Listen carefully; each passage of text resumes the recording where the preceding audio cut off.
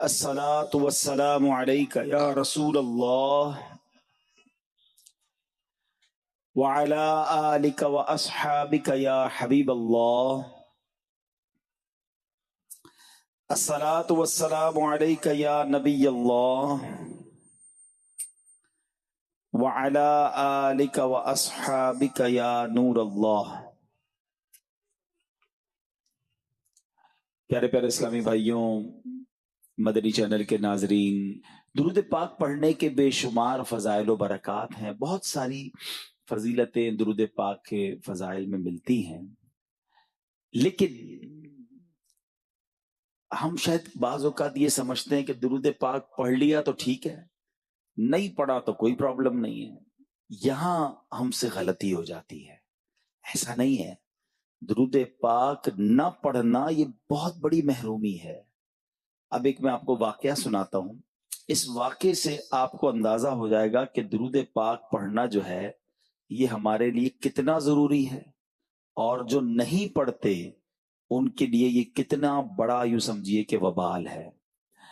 Be be عائشہ صدیقہ رضی اللہ تعالی عنہا فرماتی ہیں کہ ایک بار ایسا ہوا کہ رات کا آخری پہر تھا اور میرے گھر میں کچھ سی رہی تھی کہ اچانک ایسا ہوا کہ چراغ گل ہو گیا۔ اب جب چراغ گل ہوا تو کہتی ہیں کہ بالکل اندھیرا چھا گیا، سوئی بھی گر گئی۔ اب اتنی ساری لائٹیں جل رہی ہیں، یہاں کسی کی سوئی گر جائے تو ڈھونڈنا بڑا مشکل ہے، اور لائٹ ہی بند کر دیں تو پھر تو ممکن ہی نہیں ہے۔ آپ فرماتی رات اندھیری، چراغ گل اور سوئی گر گئی، اتنے میں میرے سرتاج صاحب معراج صلی اللہ تعالی علیہ وسلم، میرے آقا، اپنا نور والا چہرہ چمکاتے ہوئے میرے کمرے میں تشریف لے آئے۔ اللہ اکبر! میں نے اس نور سے اپنی گمشدہ سوئی کو تلاش کر لیا۔ کتنا نور ہوگا ذرا سوچو، کہ سوئی مل جائے چہرے سے کتنا نور نکلا ہوگا۔ ابھی بھی عائشہ کہتی ہے میں نے نبی پاک سے عرض کیا کہ حضور آپ کتنے حسین ہیں، آپ کتنے پیارے ہیں، آپ کا چہرہ کتنا باکمال ہے۔ اللہ کے حبیب علیہ الصلوۃ والسلام جو فرماتے ہیں سنو، آقا فرماتے اے عائشہ، بد نصیب ہے وہ شخص جو قیامت کے دن میرا چہرہ بھی نہیں دیکھ سکے گا۔ اب ذرا سوچیں کہ وہ کتنا بد نصیب ہوگا جو نبی پاک صلی اللہ تعالی علیہ وسلم کا چہرہ بھی نہیں دیکھ سکے گا۔ تو بی بی عائشہ صدیقہ رضی اللہ تعالی عنہا نے فوراً سوال کیا کہ یا رسول اللہ صلی اللہ تعالی علیہ وسلم، وہ کون بد نصیب ہوگا؟ اللہ کے حبیب صلی اللہ تعالی علیہ وسلم نے فرمایا بخیل ہے وہ شخص۔ کون ہے؟ بخیل ہے وہ شخص۔ عرض کی حضور کون بخیل؟ تو پیارے آقا نے فرمایا وہ شخص جس کے سامنے میرا نام لیا جائے اور مجھ پر درود نہ بھیجے۔ اب آپ غور کر لیں کہ جو قیامت کے دن نبی پاک کا چہرہ نہیں دیکھ سکے گا، اس سے بڑا محروم کون ہوگا؟ کہ قیامت کے دن شفاعت کس نے کرنی ہے؟ قیامت کے دن ہمیں کام کس نے آنا ہے؟ اگر آقا علیہ الصلوۃ والسلام کو ہی نہ دیکھ سکا تو پھر تو سارا ہی کام خراب ہو گیا نا۔ تو سنیے، جب جب نبی پاک علیہ الصلوۃ والسلام کا نام سننا ہے تب تب نبی پاک پر درود بھیجنا ہے۔ ہم کبھی محفل میں جاتے ہیں، بیان سنتے ہیں، نعت سنتے ہیں، تو پیارے آقا صلی اللہ تعالی علیہ وسلم کا بار بار نام سنتے ہیں، ایسا ہی ہے نا؟ اچھا، بعض اوقات درود پڑھ پاتے ہیں، بعض اوقات نہیں پڑھ پاتے۔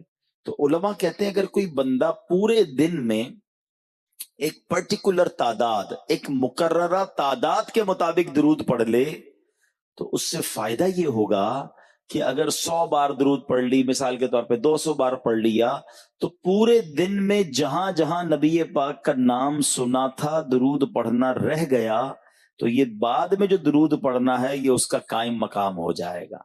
تو ہمیں روزانہ ایک تعداد مقرر کر کے کثرت سے درود پاک پڑھنا چاہیے۔ میں بھی نیت کروں، آپ بھی نیت کریں کہ انشاءاللہ روزانہ درود پاک پڑھیں گے۔ آئیے ایک بار محبت کے ساتھ بآواز بلند درود پاک پڑھ لیں۔ صلو علی الحبیب صلی اللہ تعالی علی محمد صلی اللہ علیہ وسلم۔ سرکار دو عالم صلی اللہ تعالی علیہ وسلم سے محبت، عشق رسول، یہ کتنا امپورٹنٹ ہے اور ہمارے ایمان کے لیے کتنا ضروری ہے، یہ بات سمجھنی ہے آج۔ میرے آقا کی ذات وہ ہے کہ جن پر ایمان لائے بغیر، جن سے محبت کیے بغیر، جن کو اللہ کا آخری نبی مانے بغیر ہمارا ایمان پورا نہیں ہو سکتا ہے۔ کوئی شخص ساری زندگی لا الہ الا اللہ کہتا رہے، لا الہ الا اللہ کہتا رہے، اللہ ایک ہے کہتا رہے، اللہ کے سوا کوئی معبود نہیں کہتا رہے، لیکن جب تک صدق کے دل کے ساتھ محمد الرسول اللہ نہیں کہے گا، اس کا ایمان کمپلیٹ نہیں ہوگا۔ آقا کی محبت اور نبی پاک پر ایمان لانا یہ ایمان کی جان ہے، کیونکہ اللہ کو ایک ماننے والے تو بہت سارے مذہب ہیں، بہت سارے ایسے دین ہیں، بہت سارے ایسے ریلیجن ہیں کہ جو اللہ کو مانتے ہیں، مگر جو نبی پاک کو نہیں مانتے یا نبی پاک کو آخری نبی نہیں مانتے وہ مسلمان نہیں ہو سکتے۔ ٹھیک ہے، اللہ کی سرتاب قدم شان ہے یہ، انسان نہیں انسان، وہ انسان ہے یہ۔ قرآن تو ایمان بتاتا ہے انہیں، اور ایمان یہ کہتا ہے میری جان ہے یہ۔ آقا تو ایمان کی بھی جان ہے نا۔ اچھا، اب نبی پاک سے محبت ہم سب کو ہے، لیکن کیا کوئی پیرامیٹر بھی ہے، کوئی پیمانہ بھی ہے کہ کتنی محبت چاہیے؟ ہمارے ایمان کو مکمل ہونے کے لیے ہمارے اندر نبی پاک سے کتنی محبت ہونی چاہیے؟ ہم انسان ہیں نا، ہماری بہت ساری چیزوں سے محبت ہوتی ہے، ہمیں اپنے بچوں سے پیار ہوتا ہے، اپنے مال سے پیار ہوتا ہے، اپنے دوستوں سے پیار ہوتا ہے، اپنے ماں باپ سے پیار ہوتا ہے، اپنے علاقے سے پیار ہوتا ہے، کچھ ملکوں سے، کچھ شہروں سے پیار ہو جاتا ہے۔ انسان ہے تو ہمیں کئی چیزوں سے پیار ہو جاتا ہے۔ اسی طرح کیا ہم اسی لسٹ میں نبی پاک کو بھی رکھیں گے کہ ٹھیک ہے سب چیزوں سے پیار ہے، پیارے آقا سے بھی پیار ہے؟ یا نبی پاک سے محبت جو ہے اس کا کوئی پیمانہ ہے؟ اب آؤ پیارے آقا کی حدیث سناتا ہوں، پیمانہ کیا ہے۔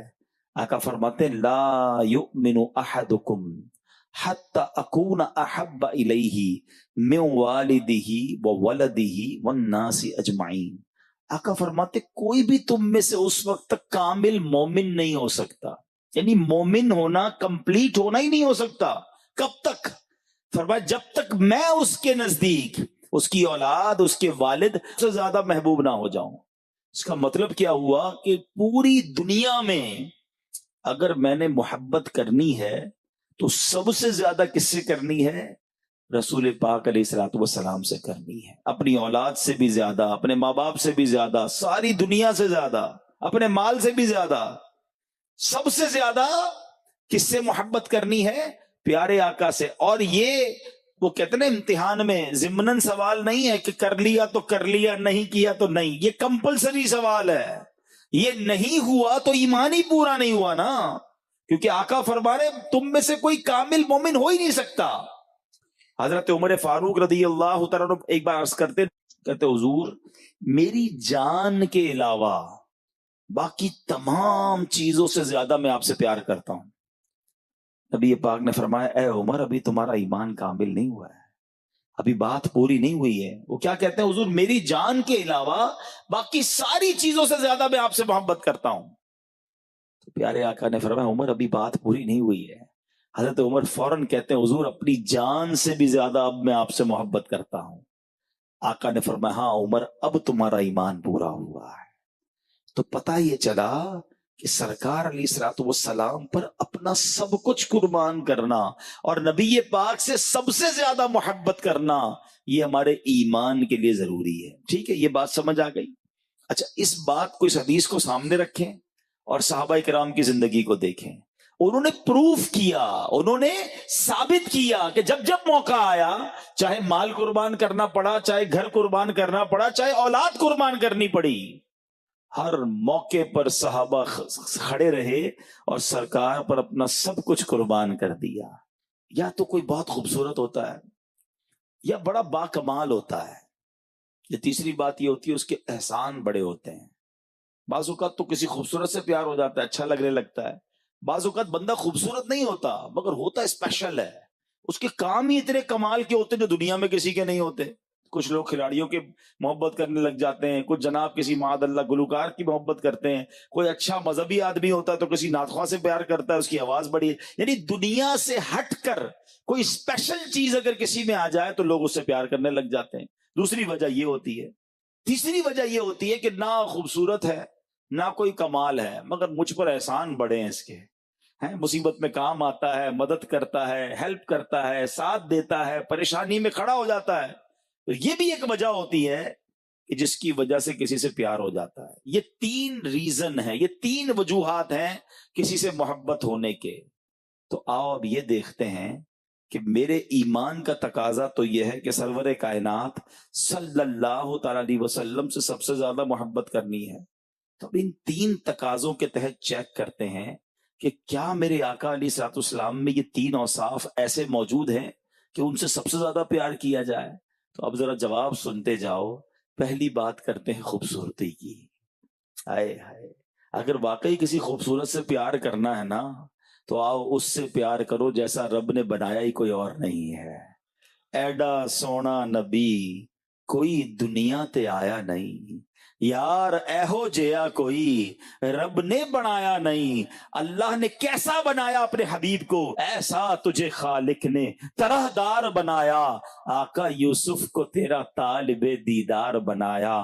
تو خوبصورتی تو پوری جب ہوتی ہے کہ جب نبی پاک کے قدموں پر حاضری دیتی ہے. سرور کائنات کا چہرہ کیسا ہے, میرے آقا کی آنکھیں کیسی ہیں, نبی پاک کی زلفیں کیسی ہے. اللہ اکبر, ایسا حسین کائنات میں کسی اور نے نہیں بنایا. حضرت جابر بن سمورہ کہتے ہیں ایک چاندنی رات تھی, گھر سے باہر آیا, میں نے دیکھا چاند بہت پیارا چمک رہا تھا, اور اتنے میں نے دیکھا کہ میرے آقا بھی جلوہ فرما ہے. کبھی میں آقا کو دیکھتا, کبھی 14ویں رات کے چاند کو دیکھتا, پھر 14ویں رات کے چاند کو دیکھتا.